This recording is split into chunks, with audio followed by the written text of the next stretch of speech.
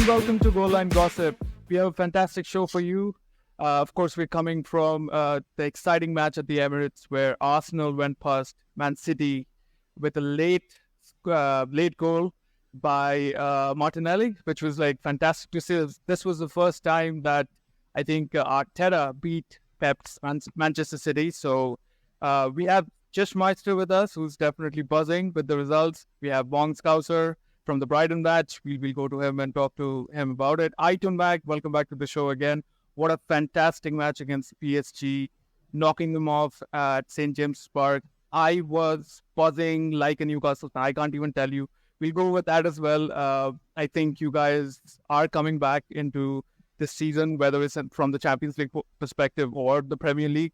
And it's so good to see, because I always thought that Eddie Howe might be in one of those situations this season where he might stay or go, but the way he's sticking with his plans and his team, it's really fantastic to see. So we'll go over that. And of course, finally, we'll touch on Manchester United's win over Brentford, which was mostly like a Scott McTominay show. And we also talk about Eric Ten Hag a little bit in terms of what's in store after the international break, because we were pretty much like done with this game, and we're very fortunate to come with a win. So we'll start off with our latest match, which was the biggest match of this maybe season, maybe Sunday, who knows? But again, like, the winners are Arteta and Arsenal. So I'll start with Jish Meister. How are you feeling today? A big win. Although the match seemed sort of like a stalemate, like from every point, whether it's the strategy of how both the teams were playing, even the substitution, the timing of the substitution, it's almost felt like a match of chess. But before the goal, it seemed like it was going to be a stalemate, and both the teams would be pretty happy to just share a point each. But somehow, with that ball through and Tomiyasu putting it to Kai Havertz and that goal, a little fortunate, I would say. But at the end of the day, Arsenal definitely deserves this because they have evolved over the years. Of course, like last season was really difficult in terms of not being able to win the league, but they've finally beaten Pep's Manchester City at the Emirates. So how are you feeling today? Ecstatic, a huge horse off our back.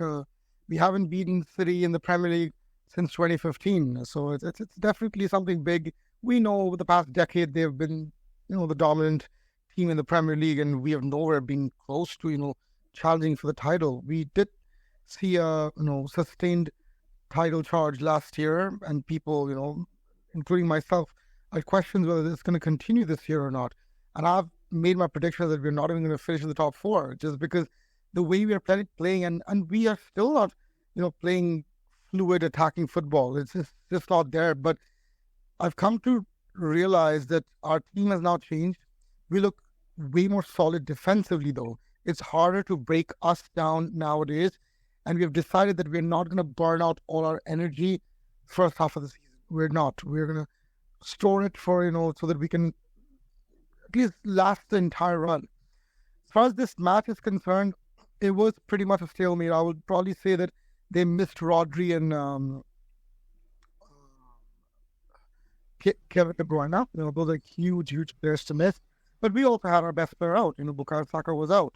So was Martinelli. He did come on in the second half, and boy, what a joy is he to watch. He's such a great player. He has the world at his feet, and he is, when he plays, he's usually on song, and he has defenders, even players like Kyle Walker, they can't get him. There was a moment when, he got the best out of both Bernardo Silva and Kyle Walker both at the same time. So there's a huge difference, but both teams, were missing players. We also were out too. But it was a game where, both the teams were cautious. They didn't want to concede too many chances, and that was shown in the number of shots on target. But on the balance of things, I would say we were the better team. I mean, I watched the entire game, and I felt like we had possession. Obviously, we had more possession, not only possession, but in higher up the pitch and more important zones. We were there in and about the box for sure. Jesus was a handful. He looks like a wild piglet, on loose. The way he tracks and runs and presses people, it's crazy. The way he harrows defenders and goalkeepers alike. Um, we looked like a different team in the second half. The first half we conceded a lot of chances. Raya was absolutely rubbish. I think that's the worst performance I've seen from him in a very long time, both in Brentford and Arsenal colours for the first half. Second half, he redeemed himself. All those long pinged passes to Jesus. Oh my, oh my. I don't think Ramsdale is able to do that consistently. Really, really good stuff there. Thomas Partey. I'm not sure if you guys noticed it or not, but as soon as he came, he has such a role for us of a center midfielder. If he gets the ball, you feel like you feel secure. You never feel like he's gonna be anybody's gonna come and pick his pocket. Not gonna happen. He's so calm on the ball. He knows how to pick a true ball. He knows how to distribute. Control the possession, distribute passes. It's just amazing. With him and Declan Rice beside him and Odegaard, that should be our starting front next three. That is probably what's going to happen going forward. Now there is that engine. Other than that, William Saliba and Gabriel Martinelli look really good as a centre-back pairing. I think I would fairly say that we are the best centre-back pairing, in the Premier League. Albeit, I will take Newcastle centre-back pairing of Fabian Schär and Ben Botman into the conversation as well. But I think it's very neck to neck. We are definitely up there. We're probably we have the better centre-back pairing. So yeah, at the end of the day, we got the win. We got the 3 points. That's all that matters. Doesn't really matter whether we, washed him out or not. Haaland was not to be seen. He looked like Peter Crouch in his 40s, still playing football. The way he was playing, stumbling around. He could not get a shot on target again. So I'm really happy that he was contained. And yeah, all in all, fantastic result. We are top of the league. Well, just because of the number of goals Tottenham have scored, they scored one more than us. So yeah, they're ahead of us right now on the table, but we both have the same number of points, same goal difference. Looks good. I would definitely re-emphasize that top four is definitely, I'm fairly confident now that we're going to be getting top four, and no longer do I doubt that we'll be in the title charge. We will be in the title conversation come May. Whether we finish second or third, I'm not sure, or first, hopefully, but we will be in the title conversation. Right. Yeah. A fantastic win. And I think, I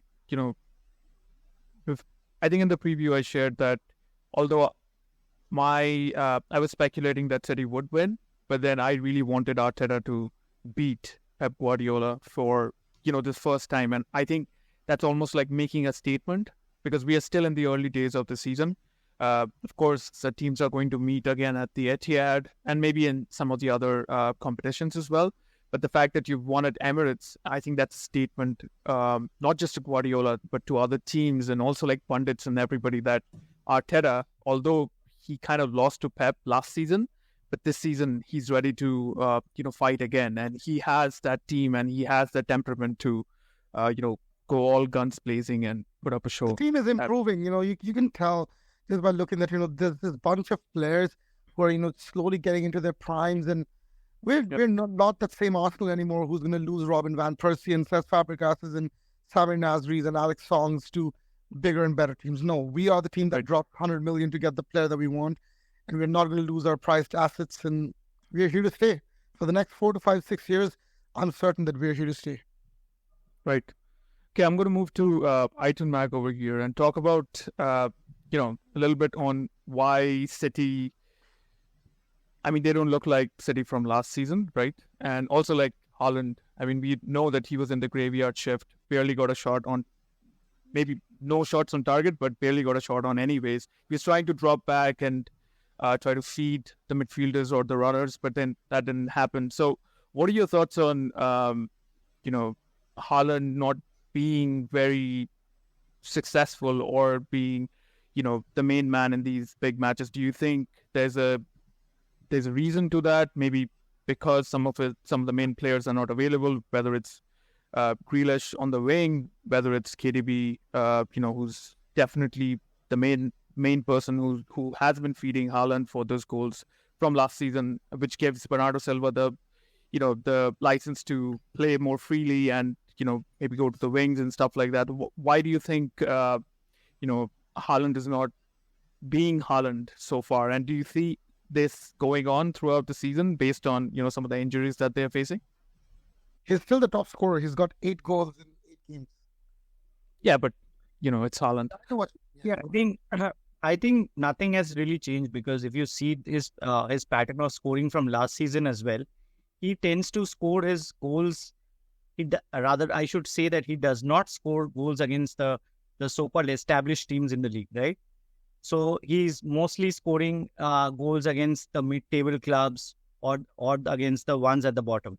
And he scores usually braces or maybe hat-tricks against them. And that's where you will see that he ends up scoring a massive amount of goals. And that has not changed from last season.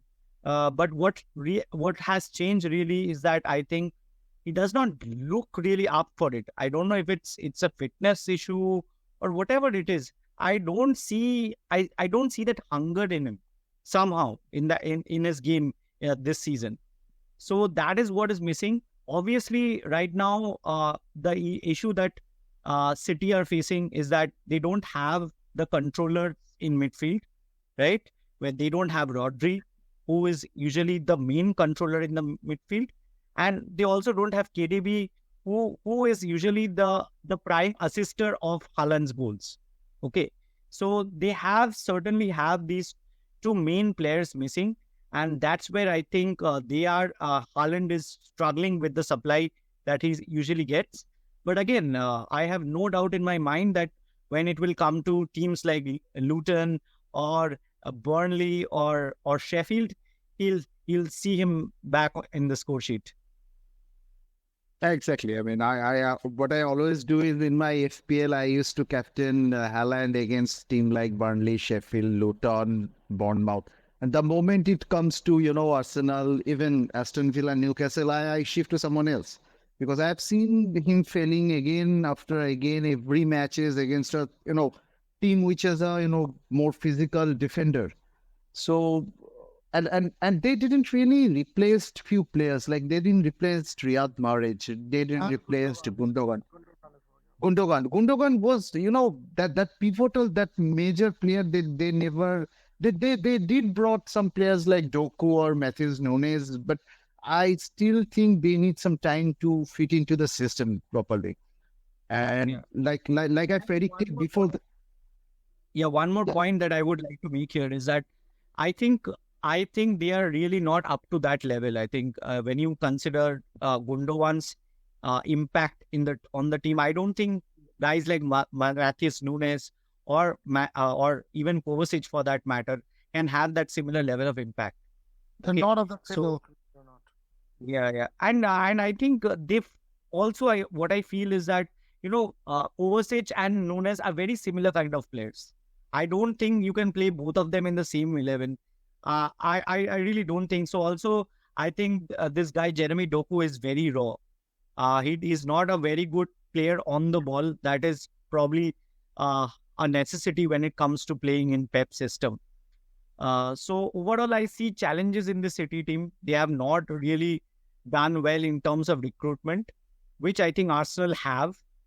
And that's going to be a challenge down the season, because you certainly cannot expect a guy like KDB. I mean, he never does it in any season. Like, he does not play all of the games. He will play, if you're lucky, he will play 27, 28 games for you. Okay. So that's an issue I see. Also, I don't see how they're going to replace Rodri. The guy who they brought to replace Rodri. He's back next week. He's back, but let's say if he's injured again, who is his backup? He was not injured. He was suspended for 3 games. Yeah. So who is his backup?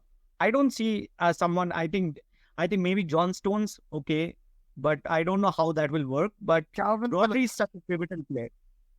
And Calvin Wright Phillips.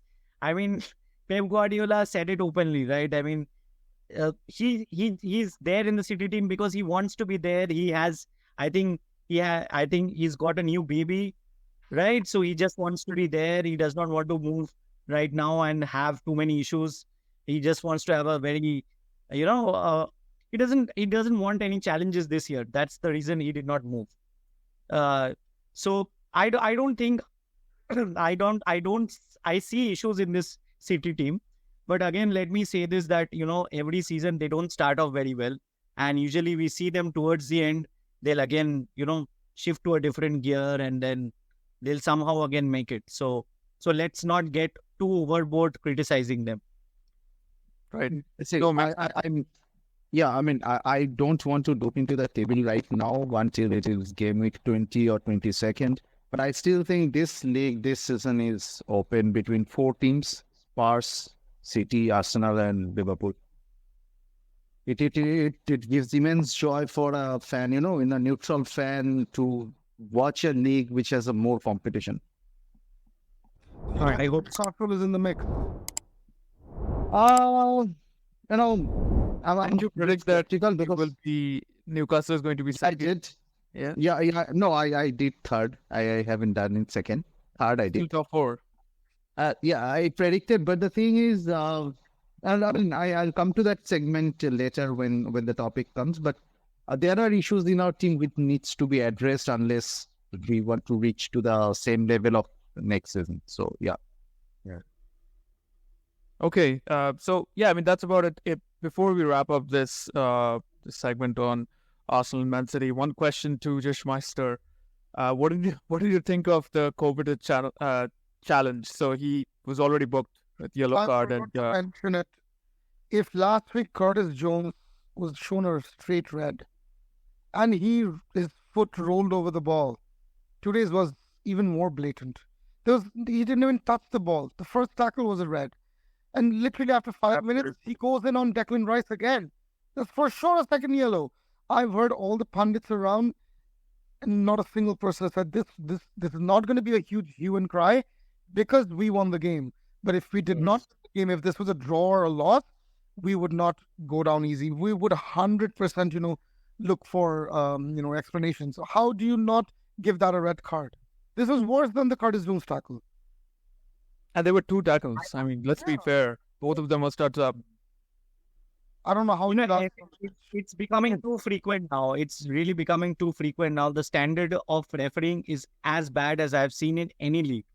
This is not expected in a professional It does league. not happen in any other country. That's what I'm trying to say. It does not happen in Yeah, France, I mean, Germany, in I think FA should seriously investigate into this right now. I mean, this is an alarming situation. It's happening almost every second game now. Okay, And based on last weekend's backlash with the Spurs and Liverpool match, having this incident again, like just in the next game week, it's just embarrassing. And like you said, this is under the wraps because you guys won. Even if this would have been a draw, I'm pretty sure that 100%. Arsenal fans, they have the right to come out and say, what are you Of doing? course, he should have been red carded at the 35th minute. They should have played 60 minutes, odd minutes without a man. So that's a clear advantage that we would have had, which we could not get. Right. I personally feel the referee didn't do anything because it was too early in the game. And I'm not sure if that's a rule or that's just based on your preference as a referee. It kind of felt like, he could have, was it Michael Oliver? Yeah, he could have taken a decision, but the reason why he didn't is because it was in the first half, really early in the game, and if, one team went 1 short, it would have been, curtains. But again, like if you go last week, I think the Curtis Jones red card happened pretty early in the game as well. Yeah, exactly. No So, consistency, yeah. no consistency at all. But what do we think is the underlying reason? Is it because the referees are too confused with the new rules, or what is it? Why do we see so many mistakes? I think they're experimenting. So we do agree that there's a difference between the type of refereeing that's been done in Champions League and Premier League, right? I mean, forget about other leagues. I'm just talking about Champions League, and like these same instances, like handball, fouls, they're conducted in a different way in terms of how they're analyzed and how the final decision has been made.